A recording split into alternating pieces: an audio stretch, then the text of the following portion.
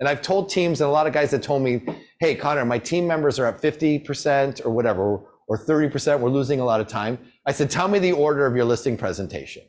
First thing I would always tell people, give me the order of your listing presentation. And then they would say, well, we go through the numbers. Well, I said, number one, you're losing them right then and there.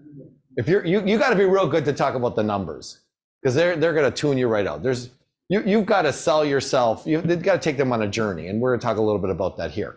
But you got to take them on a bit of a journey, okay, and stuff like that. So if you show them the numbers right away, they're in the woods. You're going to right off the bat. If you change the order, like, and I do it like this, I talk about how I'm going to market the property, okay, right? Because what's the number one thing that they want? Yeah, how are you marketing my property? Number two thing is what? What's the number two thing? These are real stats from consumers. Number one thing, when a homeowner, when you come into their house, number one thing they want, how are you gonna fucking market my property? Number two, what is it? Number two, it's not that one, not yet, not yet.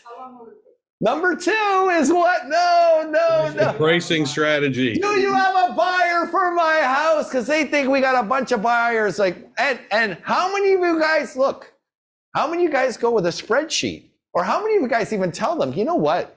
Everybody that calls for a 3-bedroom, 1.5 story on the mountain, I got all their names and I keep in contact with them.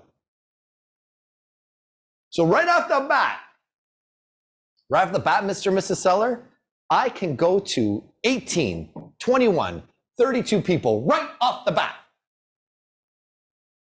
How are you gonna market my property? Do you have a buyer for my property? And a rounding of number 3 is, yes, what's the, now, not how much, they really wanna know what's the right price. What's the right listing price?